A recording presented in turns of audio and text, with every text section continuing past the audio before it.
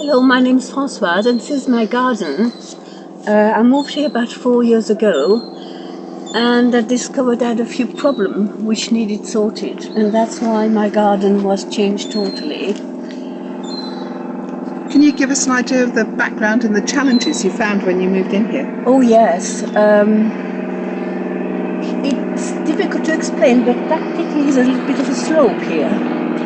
And with that slope, water that comes from across tends to go down that way. And at the time it was all concreted, and the concrete is all over the place here, so water doesn't drain anywhere. So I had water flooding down on bad days, flooding around here. So it was serious because it was getting too close to the house. So I had to change the way the house and the garden were dealt with, basically. What was here before these houses were built? Oh, I think there were marshes and then garden centres, but here I saw some very old maps. There was nothing built here. I don't know why.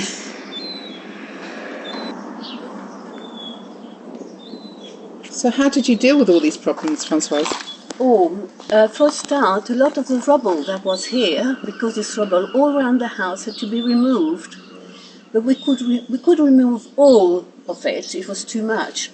So actually, we did build a garden, which is called a rain garden here, to catch the water. If you see carefully, it's raised because there's hardly any soil underneath. And it's very good, it's heavy clay that will hold water. And for the drive here, the drive has been resurfaced about that deep with different sort of soil which absorb the moisture. And I insisted on not having a soil with nothing in. So that's why we did that strip in the middle. It's not easy to look after, but it's better than what was here. What kind of plants have you got up the middle of your drive? They look interesting. Oh, it's changing all the time. Whatever I intended to have is not nothing here.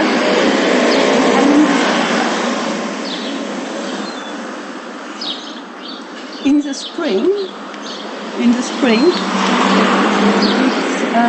full of bulbs and things that can stay dry and don't need a lot of water. Nothing gets watered around here. It's all existing by itself. Here, everywhere.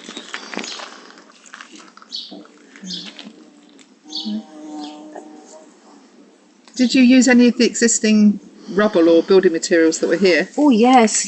I had a lot of crazy paving, especially at the back. So the crazy paving actually is used to make that. And I must tell you about recycling because I used a garden firm that recycles things. So whatever they took out of my garden went to a yard, got reused to build roads, and they brought something that they had found elsewhere in other gardens. So a lot of my material is recycled. The wood as well is old wood. There's very little new here. And I didn't want to have too much stones, so I refused to have stone all around there.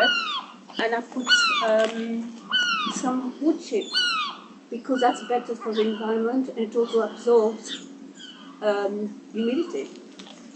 So you managed to keep all this lovely planting without watering it at all? When I planted it at first, I put a little bit, but a lot of it came naturally by itself. It was in the soil. I planted some, and it colonizes everything.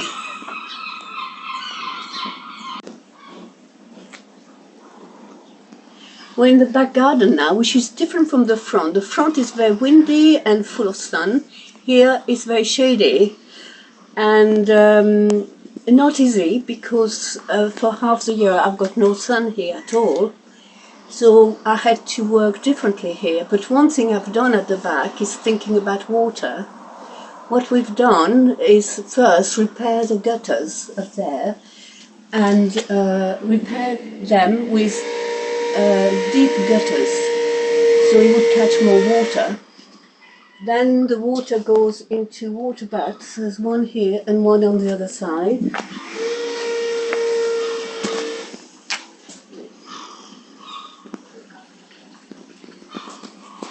And then that water bath has got an overflow into the middle of here.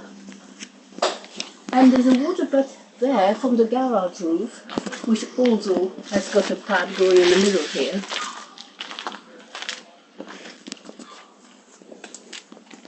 So if we got too much water, it will go in the middle here, because the middle is like a little stream. It's dug in the middle. It doesn't look like that now, but it's quite deep in the middle, so it can catch any water. And any water that comes there won't come down naturally because there's a little slope to make the water run down.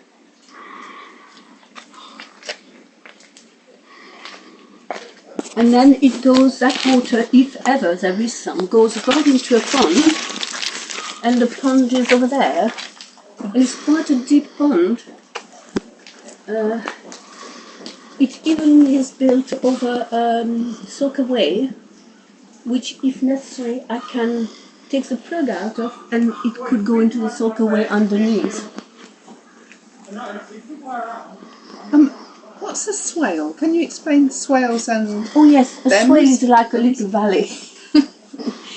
And people refer to that swale when they do water things.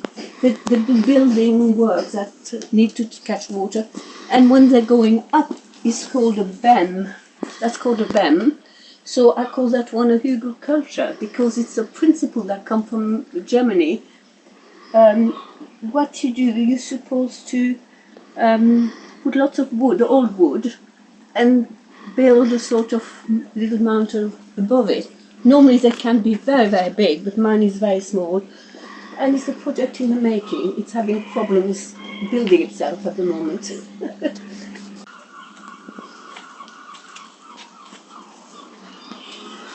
Now I need to say something about recycling at the back too, because that was important. Whenever you do something new, you're using an awful lot of things that are not good for the environment. So the idea was that I would try to use things that were reused or not new, and there's quite a few here. If you look at the ground, if you look at those square stone, that's new, but all the bits in between are all recycled bricks, recycled stone that came from elsewhere, and that was built by somebody who really liked doing that, from the gardening firm I used. And if you look at those boxes, which are raised, because again there's no soil here, all those boxes are made from recycled wood that were provided for me by the men in shed. They did it all for me. There's quite a few. And if you can see the fence over there that hides my dustbins, right over there, that is made of recycled blinds. I was getting rid of blinds and somebody had a good idea to make them into a screen.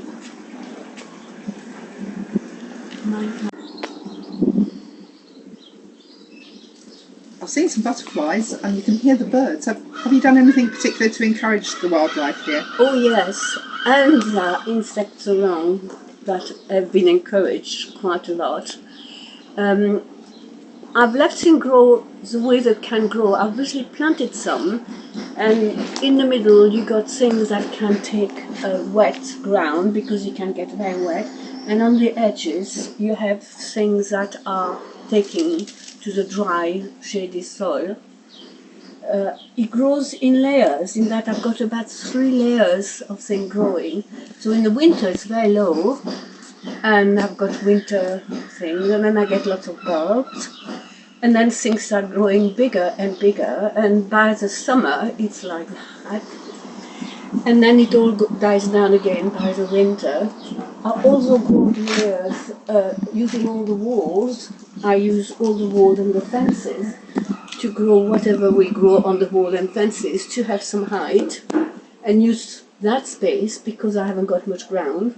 And of course the ground is not terribly good anyway.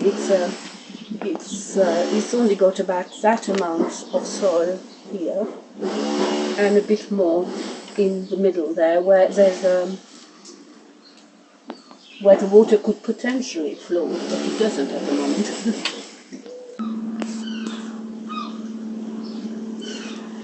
Well, as you can see, there's a lot growing there. It grows in layers. I've got about 3 layers of things over the year.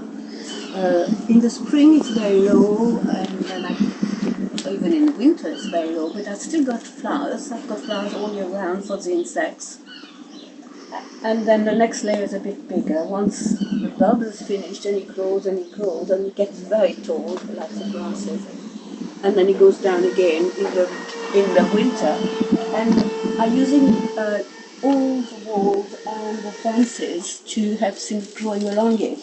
So I've got a bit of fruit rather, growing along there, along the fences, so that I don't lose space, because obviously I've got so little ground, and the ground I have is not terribly good. It's very shallow.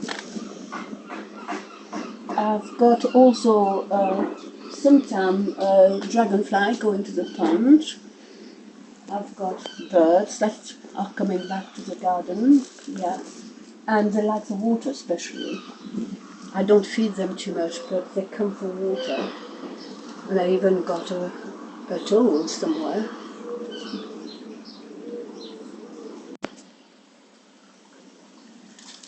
So what do you think you've learnt from developing this intriguing and diverse garden? Well, I've got very little space, so I've learned that I've got to make the best of what I've got. I can't have a garden just to grow food or vegetables or whatever. So I try to mix things to help them develop together. So for example, I grow herbs a bit everywhere. I grow things I can eat in my salads, like nasturtium behind you. I grow things to put in drinks, like I grow mint and chamomile. And then at the back of the garden I've got a few fruit in the boxes, and some tomatoes who are doing just what they want to do. They're not actually controlled very much, and sometimes they're totally uncontrolled, but it works. And sometimes there are weeds setting themselves there too, so I have to live with that.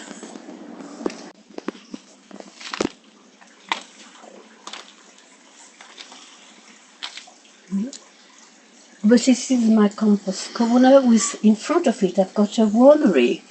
Now I do find worms very important in a garden, especially in clay soil, because the clay soil doesn't have much in the way of worms, and worms work the soil and they digest it, and they improve the soil and the structure of the soil. So when I noticed I didn't have worms, I decided I would put worms back in the soil. So that's why I've got a wormery.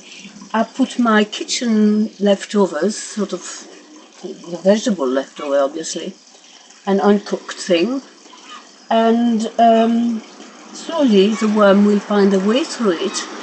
And then I have a tray full of soil, which is very good, full of worms. And I take that into the garden and put it where there's no worms, so that slowly the clay soil will become easier to manage.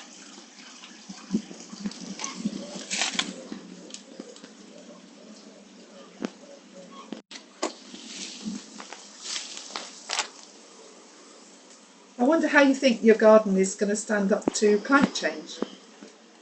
Well, we all have to learn from experimenting, don't we?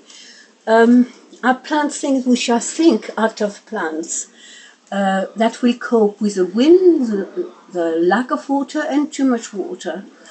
And obviously, some will work and some won't. And I think, obviously, we will save enough to maintain a diverse environment and the biodiversity, but it's not perfect because we don't know what's going to happen. But I think it's an experiment that's worth doing.